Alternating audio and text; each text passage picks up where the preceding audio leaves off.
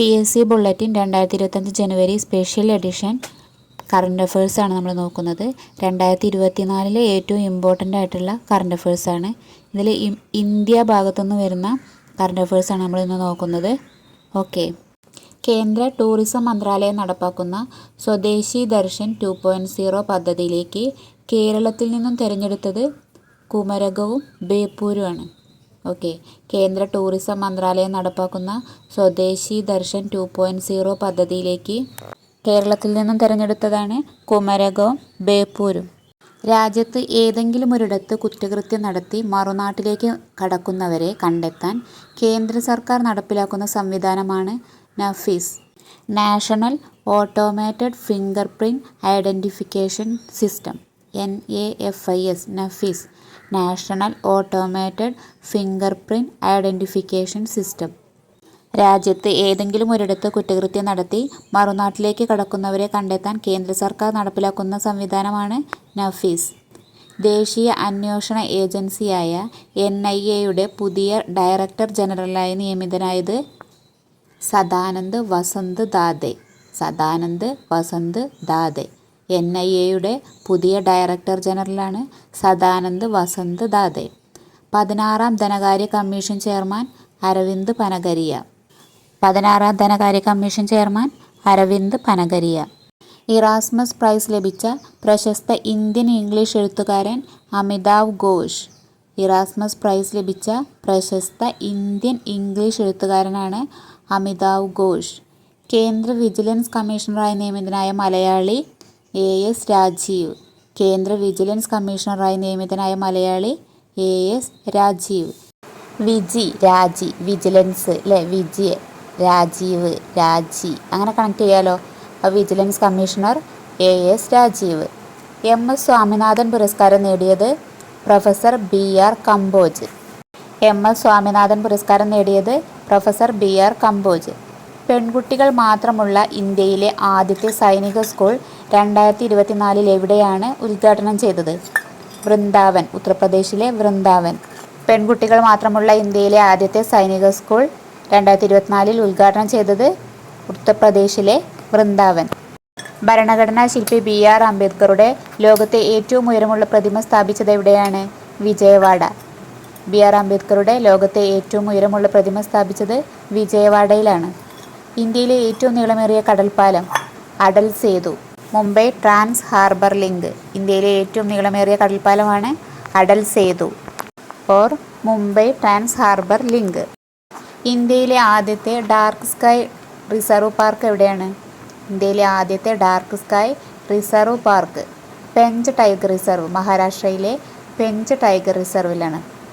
2023 സ്വച്ഛ് സർവേഷൻ പുരസ്കാരത്തിൽ ഏറ്റവും വൃത്തിയുള്ള നഗരമായി തിരഞ്ഞെടുക്കപ്പെട്ടത് സൂറത്ത് ആൻഡ് ഇൻഡോർ. 2023 സ്വച്ഛ് സർവേഷൻ പുരസ്കാരത്തിൽ ഏറ്റവും വൃത്തിയുള്ള നഗരമായി തിരഞ്ഞെടുക്കപ്പെട്ടത് സൂറത്തും ഇൻഡോറും. റിപ്പബ്ലിക് ദിന പരേഡിൽ ഡൽഹി പോലീസിനെ 2 തവണ നയിച്ച ആദ്യ വനിതാ IPS ഉദ്യോഗസ്ഥ ശ്വേതാ K. സുഗതൻ. റിപ്പബ്ലിക് ദിന പരേഡിൽ ഡൽഹി പോലീസിനെ 2 തവണ നയിച്ച ആദ്യ വനിതാ IPS ഉദ്യോഗസ്ഥയാണ് ശ്വേതാ K. സുഗതൻ. ഇന്ത്യയിലെ ആദ്യത്തെ AI നഗരം നിലവിൽ വരുന്നത് ലക്നൗ, ഉത്തർപ്രദേശിലെ ലക്നൗ. ഇന്ത്യയിലെ ആദ്യത്തെ AI നഗരം നിലവിൽ വരുന്നത് ലക്നൗ. 2024 വജ്ര ജൂബിലി ആഘോഷിക്കുന്ന ഇന്ത്യയുടെ പരമോന്നത സ്ഥാപനം ഏതാണ്? സുപ്രീം കോടതി. 2024 വജ്ര ജൂബിലി ആഘോഷിക്കുന്ന ഇന്ത്യയുടെ പരമോന്നത സ്ഥാപനമാണ് സുപ്രീം കോടതി. 1950 ജനുവരി 28 സുപ്രീം കോടതി നിലവിൽ വന്നത്. തമിഴ്നാട്ടിൽ നിലവിൽ വന്ന പുതിയ വന്യജീവി സങ്കേതം തന്തൈ പെരിയാർ വന്യജീവി സങ്കേതം. വന്യജീവി സങ്കേതമാണ് തമിഴ്നാട്ടിൽ നിലവിൽ വന്ന പുതിയ വന്യജീവി സങ്കേതം. ഇന്ത്യയിലെ ആദ്യത്തെ ദേശീയ ഡോൾഫിൻ ഗവേഷണ കേന്ദ്രം സ്ഥാപിതമാകുന്നത് എവിടെയാണ്? പാറ്റ്ന. ഇന്ത്യയിലെ ആദ്യത്തെ ദേശീയ ഡോൾഫിൻ ഗവേഷണ കേന്ദ്രം സ്ഥാപിതമാകുന്നത് പാറ്റ്നയിലാണ്. 2024 ഏകീകൃത സിവിൽ കോഡ് നടപ്പിലാക്കിയ സംസ്ഥാനം ഉത്തരാഖണ്ഡ്. 2024 ഏകീകൃത സിവിൽ കോഡ് നടപ്പിലാക്കിയ സംസ്ഥാനം ഉത്തരാഖണ്ഡ്. ഇന്ത്യയുടെ ഡിജിറ്റൽ പേയ്മെൻറ്റ് സംവിധാനമായ UPI അവതരിപ്പിച്ച യൂറോപ്പിലെ വിനോദസഞ്ചാര കേന്ദ്രം ഈഫൽ ടവർ. പാരീസിലെ ഈഫൽ ടവർ. ഇന്ത്യയുടെ ഡിജിറ്റൽ പേയ്മെന്റ് സംവിധാനമായ UPI അവതരിപ്പിച്ച യൂറോപ്പിലെ വിനോദസഞ്ചാര കേന്ദ്രമാണ് ഈഫൽ ടവർ. ലോകത്ത് ഏറ്റവും ഗതാഗതക്കുരുക്കുള്ള 6ാമത്തെയും ഇന്ത്യയിലെ 1ാമത്തെയും നഗരം ബാംഗ്ലൂരു. ലോകത്ത് ഏറ്റവും ഗതാഗതക്കുരുക്കുള്ള 6ാമത്തെയും ഇന്ത്യയിലെ 1ാമത്തെയും നഗരമാണ് ബാംഗ്ലൂരു. അന്തരിച്ച ഷാഹുൽ ഹമീദ്, ബാംബ ഭാക്കിയ എന്നീ ഗായകരുടെ ശബ്ദം നിർമ്മിത ബുദ്ധിയുടെ സഹായത്തോടെ പുനഃസൃഷ്ടിച്ച സംഗീതജ്ഞൻ AR റഹ്മാൻ.